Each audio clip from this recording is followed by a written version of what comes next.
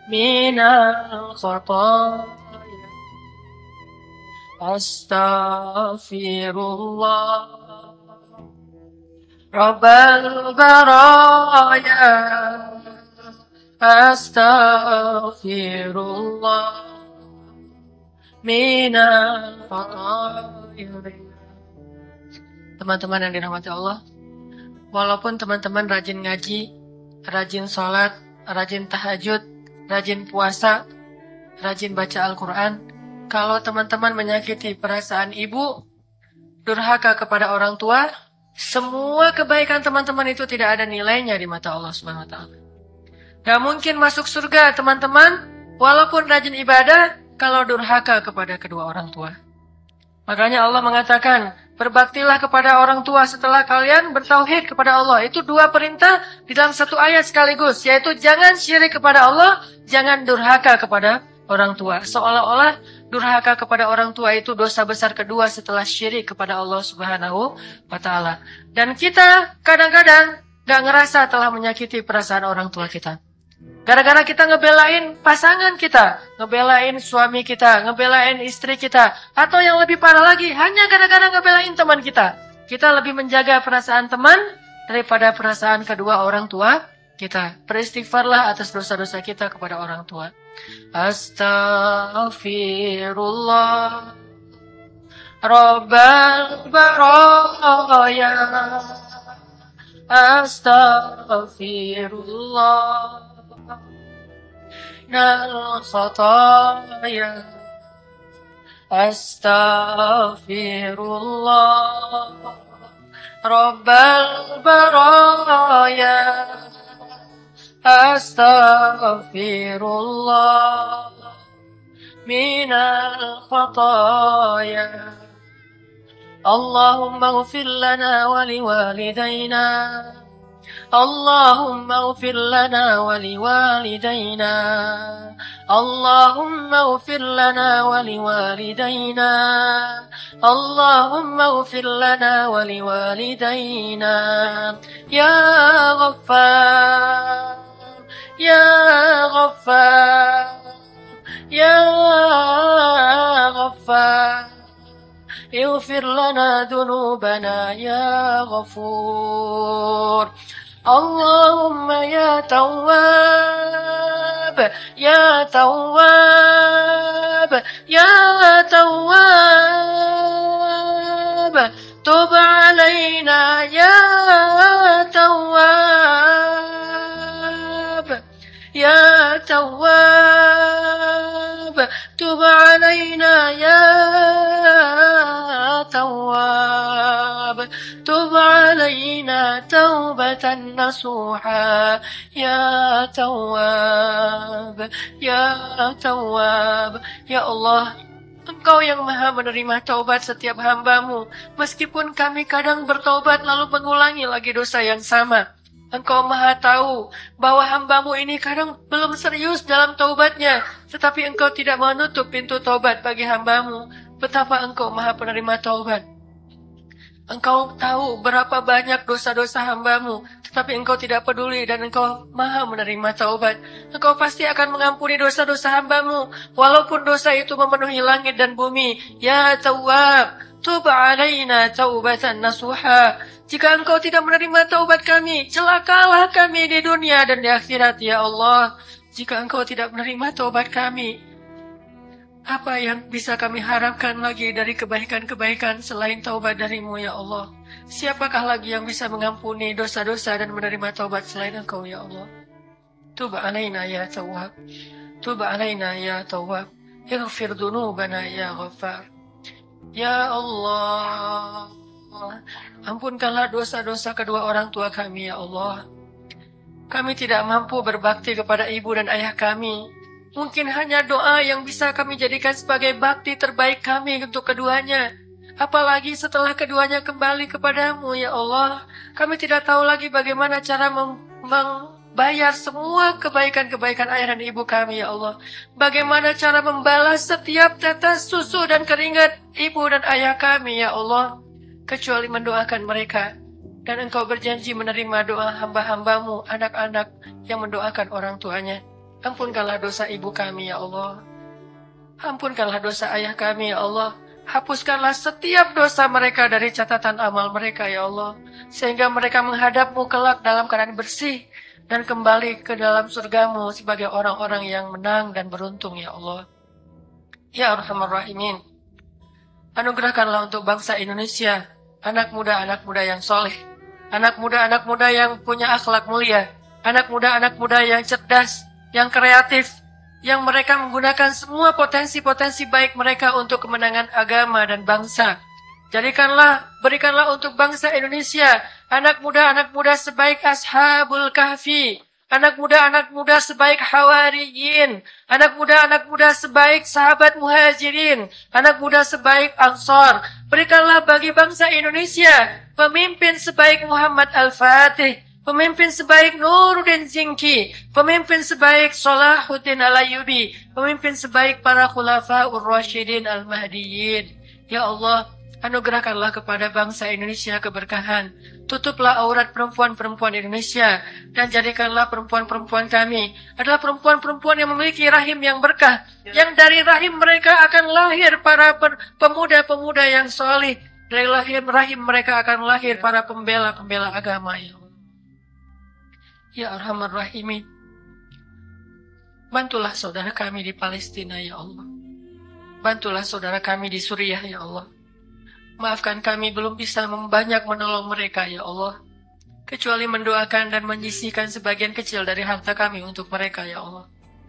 Kami sering melihat bagaimana saudara-saudara kami disembelih, bagaimana saudara-saudara kami dibom, bagaimana saudara-saudara kami ditembak, bagaimana mereka disiksa, mereka kehilangan harta mereka, rumah mereka, orang-orang yang mereka cintai. Bantulah mereka, ya Allah. Dan beri kesempatan bagi Indonesia suatu saat untuk membuka gerbangnya untuk para pengungsi Suriah, membuka gerbangnya untuk pengungsi Myanmar, membuka gerbangnya untuk pengungsi Palestina, sebagaimana negara-negara Islam yang sekarang telah membuka gerbang mereka untuk para pengungsi kaum muslimin. Ya Arhamar Rahimin, berikanlah kesabaran kepada bangsa Indonesia dalam membangun bangsanya, membangun negaranya. Jangan kau biarkan mereka bercerai-berai dan saling menyalahkan dan menjatuhkan. Satukanlah mereka dalam barisan ketaatan kepadamu, ya Allah. Ya Allah, lapangkanlah dada orang-orang miskin dengan kemiskinannya, sehingga mereka menjadi orang yang sabar. Dan ketuklah hati orang-orang yang kaya, sehingga mereka menjadi orang yang dermawan. Persaudarakanlah antara orang yang kaya dan miskin. Janganlah engkau jadikan mereka bermusuhan karena yang satu sombong dan yang lain dengki. Ya Arhamar Rahimin, sembuhkanlah saudara-saudara kami yang sedang engkau uji dengan sakit. Jika orang-orang di antara saudara kami yang sakit itu kurang mampu, maka tolonglah mereka dalam berobat dan mencari kesembuhan-Mu, ya Allah. Ya Arhamar Rahimin, berkahilah negeri kami ini, sebagaimana Engkau telah memberkahi negeri Mekah dan Madinah. Rabbana, hablana min azwajina, wa dhurriyyatina, qurrata a'yun, waj'alna lil muttaqina imama. Rabbana atina fid dunya hasanah, wa fil akhirati hasanah.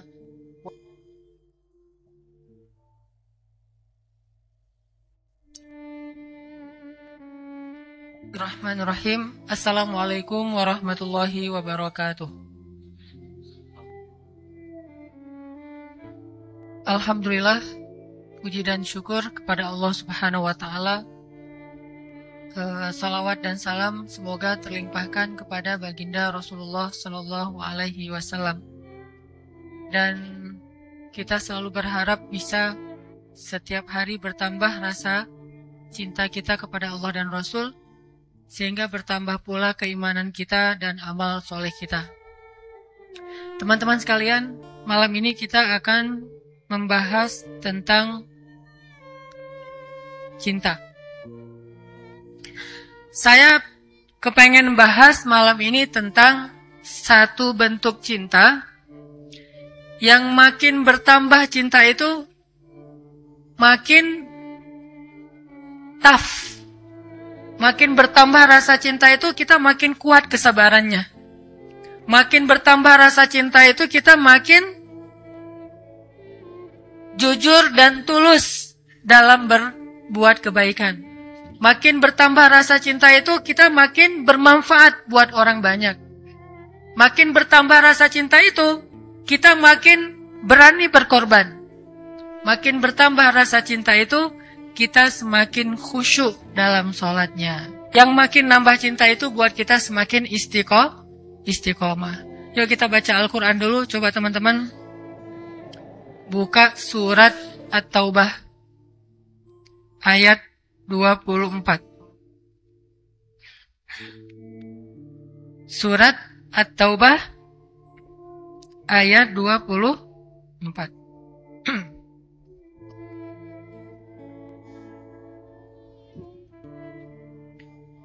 A'udzu billahi minasy syaithanir rajim.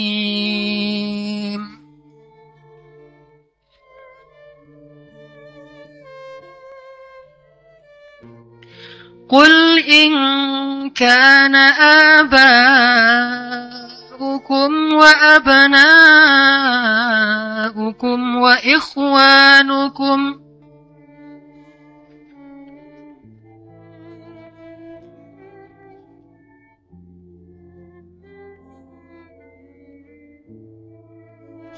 وإخوانكم وأزواجكم وعشيرتكم وأموال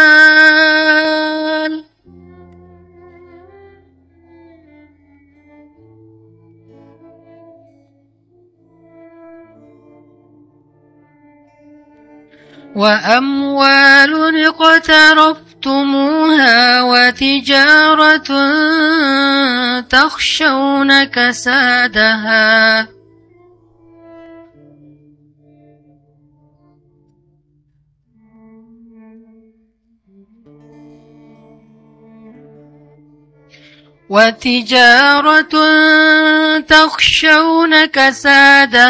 ومساكن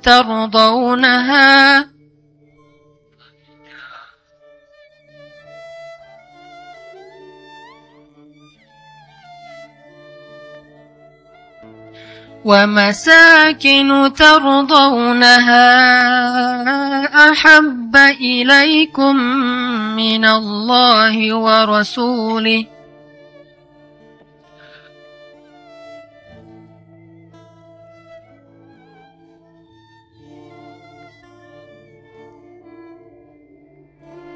أحب إليكم من الله ورسوله وجهاد في سبيله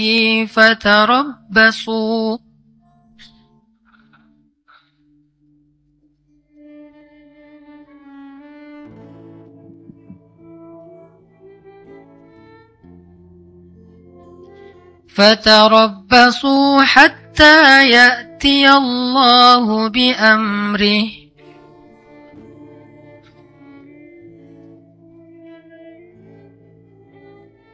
والله لا يهدي القوم الفاسقين.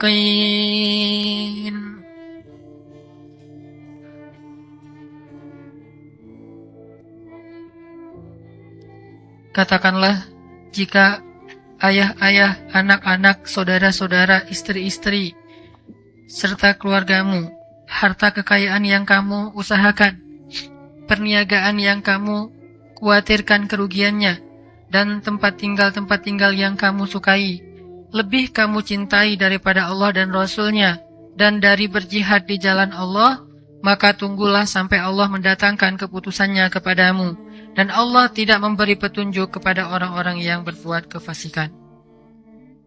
Shadaqallahul Azim. Teman-teman yang dirahmati Allah Subhanahu wa taala, ayat ini menjelaskan kepada kita tentang resiko kalau kita mencintai sesuatu melebihi cinta kepada Allah dan Rasul. Pokoknya kata Allah di sini, nggak mungkin kalian akan bahagia kalau kalian mencintai sesuatu melebihi cinta kalian kepada Allah dan Rasul. Gak mungkin kalian akan dapat apa yang kalian inginkan kalau kalian mencintai seseorang atau sesuatu melebihi cinta kalian kepada Allah dan Rasul. Itu gak mungkin. Bukan hanya gak mungkin, bahkan Allah mengancam dengan sebuah ancaman fatarabbasu. Hati-hati kalian, kata Allah. Artinya nggak boleh seorang hamba itu menduakan cintanya kepada Allah dengan cintanya kepada makhluk. Itu nggak boleh. Kalau dia mencintai makhluk, harus karena Allah. Kalau dia mencintai makhluk bukan karena Allah, Allah bilang fatarabbasu, hati-hati. Makhluk itu kata Allah bukan orang yang jauh.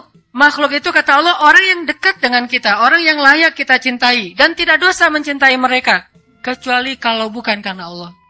Orang tua, bukankah kewajiban seorang anak mencintai orang tua? Tapi kalau bukan karena Allah atau melebihi cintanya kepada Allah daripada cintanya kepada Allah, maka itu akan fatarabbasu, hati-hati kata Allah. Tunggu aja kata Allah. Ini tegas bahasanya, dan Allah meletakkan ayat ini di dalam surat At-Taubah. Dan salah satu di antara ciri khas dari surat At-Taubah isinya adalah tentang orang-orang munafik. Bisa jadi teman-teman, kalau kita mau jujur menilai diri kita mukmin apa enggak, coba lihat. Jangan-jangan cinta yang selama ini kita rasakan itulah yang menjadikan tanda-tanda kemunafikan pada diri kita. Kalau kita mau tahu saya ini mukmin apa munafik, salah satunya lihat aja dalam urusan cinta. Apakah kita mencintai seseorang atau sesuatu melebihi Allah dan Rasul? Atau sama pun nggak boleh, apalagi melebihi. Kalau itu ternyata ada di dalam hati kita dan nggak bisa dibuat-buat, dan kita nggak mungkin membohongi diri kita sendiri, berarti kita termasuk orang yang diancam di dalam surat Baro'ah, surat Munafikun. Kalau surat Al-Munafikun itu pendek, ini ada surat Munafikun yang lebih panjang daripada Al-Munafikun, yaitu surat At-Taubah, isinya tentang orang munafik. Dan Allah bilang nggak mungkin bahagia orang yang mencintai seseorang atau sesuatu melebihi cintanya kepada Allah dan Rasul. Kalau kita mencintai ayah dan ibu kita, harus karena Allah dan Rasul. Maksud karena Allah dan Rasul itu apa? Satu, karena emang perintah Allah dan Rasul. Kalau perintah Allah untuk tidak mencintainya, maka kita tidak mencintainya. Memang Allah pernah menyuruh hambanya untuk membenci orang tua? Atau membenci keluarganya? Membenci pasangannya? Membenci anaknya? Pernah di dalam perang Badar. Perang Badar itu bisa dibilang perang saudara yang sebenarnya. Seorang ayah berperang dengan anaknya. Ayahnya di pasukan kaum musyrikin, anaknya di pasukan kaum muslimin. Pamannya di pasukan kaum musyrikin, ponakannya di kaum muslimin. Saudara kakaknya di kaum musyrikin, adiknya di kaum muslimin. Dan itu banyak. Salah satu yang terkenal adalah Abdullah bin Suhail. Ayahnya di barisan orang-orang Abu Jahal, anaknya di barisan Rasulullah SAW. Sehingga banyak yang terjadi adalah seorang ayah membunuh anaknya atau anaknya membunuh ayahnya. Dalam kondisi seperti itu, Allah menyuruh membuang rasa cinta kepada keluarga karena cinta kepada Allah lebih berharga daripada cinta kepada siapapun. Siapa mereka yang memusuhi kaum muslimin, yang menzolimi kaum muslimin, yang memfitnah kaum muslimin, yang memerangi kaum muslimin. Tetapi jika mereka hanya berbeda agama, tidak memerangi kaum muslimin, maka Allah menyuruh kita berbakti kepada mereka walaupun mereka beda pemahaman dan ideologi dengan kita. Ini namanya cinta karena Allah. Jangan mentang-mentang orang tua kita sama muslim sih, cuma mungkin beda pemahaman agama. Yang satu agamanya setelah belajar di taklim, yang satu lagi dulu belajarnya dan lebih banyak campuran budaya. Terus akhirnya kita jadi nggak mencintai lagi orang tua kita, banyak menghujat, banyak mendebat. Itu bukan karena Allah, walaupun alasannya agama, tapi itu bukan karena Allah. Allah tetap menyuruh kita untuk wala taqul lahuma uffin. Allah tetap menyuruh kita untuk wa ashiruhunna bil ma'ruf, berbuat baik kepada istri kita, kepada anak kita, walaupun mereka mungkin belum menjadi orang yang taat. Karena itu beda lagi urusannya. Makanya cinta karena Allah itu pertama cinta karena perintah Allah. Siapa yang harus dicintai, siapa yang tidak perlu dicintai. Siapa yang kalau kita mencintainya berpahala, siapa yang kalau kita mencintainya malah berdosa. Ini cinta karena Allah. Bagaimana kalau kita mencintai idola-idola yang sebetulnya ketika kita mencintainya justru membuat hati kita terganggu, khusyuk kita jadi berkurang. Mencintai seseorang yang kemudian kita tiru perilakunya yang tidak baik, berarti bukan karena Allah. Cewek-cewek misalnya ikut konser seorang penyanyi yang keren, terkenal, lagi ngetop, udah gitu seksi lagi, suaranya bagus, suaranya tuh berat banget, kalau lagi main gitar tuh keren banget. Pas kita nonton konsernya, histeris. Jangankan itu, histeris terhadap mayit suami aja dilarang ya. Boleh histeris terhadap mayit suami? Suaminya meninggal terus dia histeris. Teriak-teriak, namanya kan meratapi mayit. Itu nggak boleh, termasuk dosa besar. Apalagi histeris terhadap manggungnya orang yang bukan siapa-siapa bagi kita.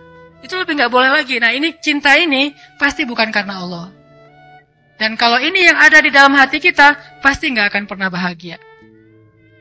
Udah nggak berpahala, nggak ngebahagiain, nggak nambah amal soleh. Terus gimana terhadap yang kayak gitu-gitu mah? Biasa aja, nggak usah pakai perasaan. Flat.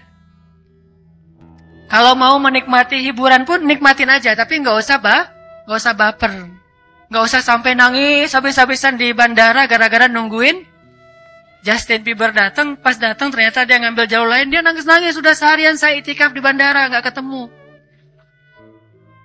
Yang laki-laki juga kayak gitu. Artinya itu udah baper, udah mulai pakai perasaan, dan perasaan itu pasti akan mengganggu kekhusyuan kita dalam ibadah kepada Allah. Gak akan bahagia kalau kayak gitu. Yang terjadi sekarang banyak kaum muslimin, cintanya bukan lagi karena Allah. Dia tidak mencintai orang tuanya, padahal Allah menyuruh dia mencintai orang tuanya.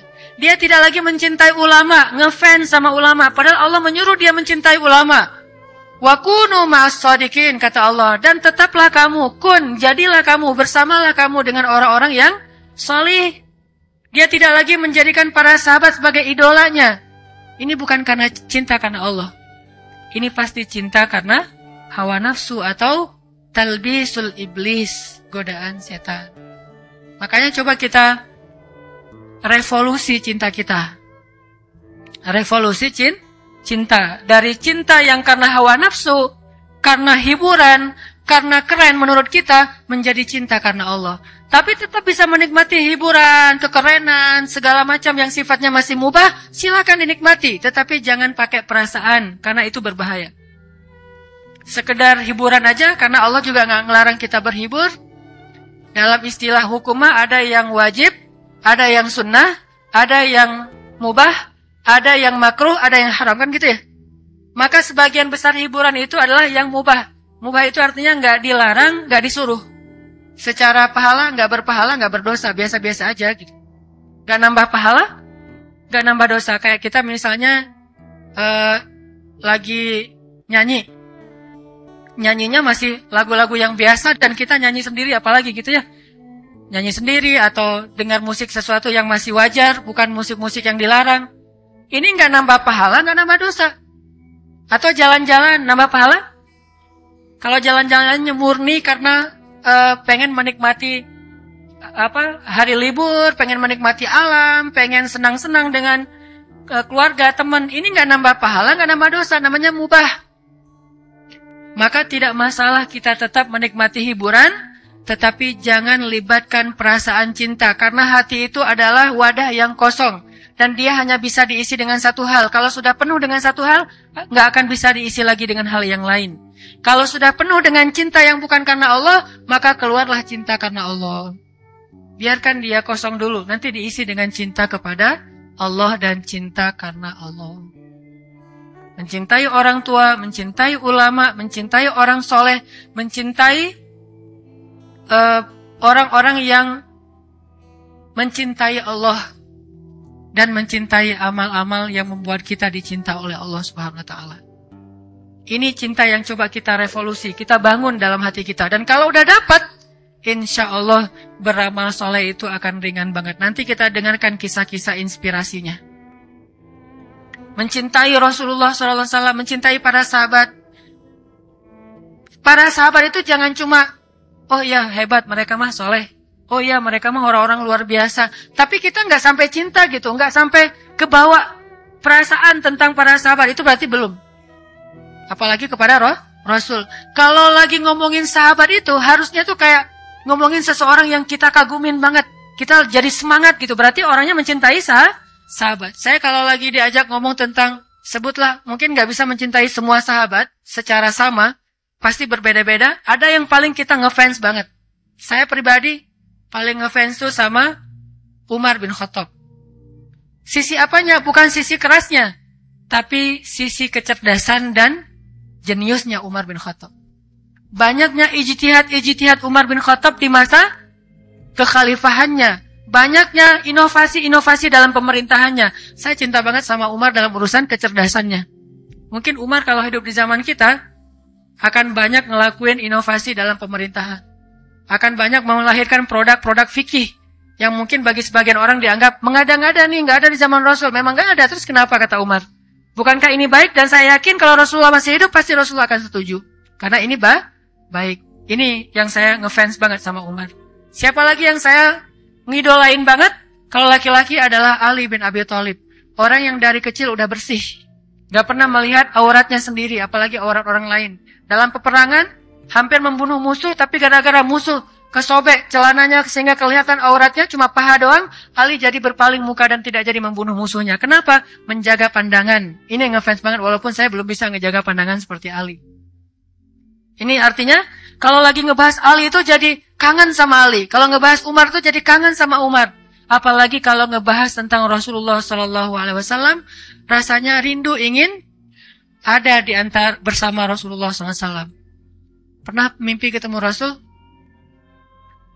Berbahagialah teman-teman kalau yang pernah bermimpi ketemu Rasul. Walaupun kita nggak akan pernah ingat wajah Rasul. Karena mustahil orang mengingat wajah Rasulullah kalau hanya ketemu dalam mimpi. Mustahil. Kalau ada yang mimpi ketemu Rasul terus bisa menggambarkan sketsa wajah Rasul, itu adalah bisikan setan. Kalau mimpi ketemu Rasul, ketemu sih, cuma lupa wajahnya kayak gimana. Kata Nabi, siapa yang melihat aku dalam mimpi, maka dia seperti melihat aku dalam kenyataan. Siapa yang melihat Rasulullah dalam mimpi, berarti dia seperti melihat Rasulullah dalam kenyataan. Benar-benar ketemu dengan Rasulullah, seolah-olah dia menjadi salah satu di antara golongan sahabat Nabi. Siapa yang tidak bahagia masuk dalam golongan sahabat Nabi? Gimana caranya? Mimpi ketemu Rasul, dan itu nggak bisa dibuat-buat. Kalau nggak cinta, nggak mungkin mimpi. Saking cintanya, jadi kebawa mimpi. Dan itu butuh doa, butuh cinta, butuh usaha, butuh pengorbanan. Sehingga nanti Allah akan memberikan kita hadiah mimpi ketemu Rasulullah SAW. Saya dulu pernah waktu kecil banget, sebelum saya sering ikut musabaqah, mimpi ketemu Rasul. Terus Nabi bilang gini, dia panggil nama saya, tapi nama itu ada di KTP, bukan nama yang Hanan Ataki ya. Cari aja nanti, nama aslinya. Dia manggil Fulan, Fulan, kamu mah, kalau bahasa kita, kamu jangan tinggalkan Al-Quran, peganglah Al-Quran, kata beliau. Udah gitu saya belajar Al-Quran jadi juara musabaqah. Kebawahnya tuh ke juara musabaqah. Pas saya udah mulai agak-agak gede, udah remaja, mulai puber dan agak jauh dari Al-Quran, mimpi lagi. Mimpinya masuk surga. Tapi surganya gak enak banget. Surganya tuh gelap. Surganya itu gak ada lampu. Terus istananya itu kayak saung-saung yang udah reot gitu. Terus ada hujan. Terus saya duduk dalam saung itu terus kehujanan. Loh kok surga kayak gini ya? Mending di rumah saya daripada di surga. Ternyata saya semakin jauh dari Al-Quran. Allah kayak ngasih sebuah gambaran tentang amal saya gitu. Amal kamu itu kayak gini. Rapuh, gak jelas, gak ikhlas. Pokoknya banyak aja tegurannya. Sampai sekarang saya kangen pengen mimpi lagi ketemu Rasul, tapi belum bisa. Berarti memang amalnya belum baik, belum setulus, belum sepolos ketika saya masih kecil. Ini artinya kalau kita benar-benar mencintai seseorang karena Allah, saat ngebahas tentang orang itu kita jadi semangat. Saat membahas tentang orang itu kita jadi rindu, kita jadi pengen tahu tentang mereka. Kita jadi, kalau ibarat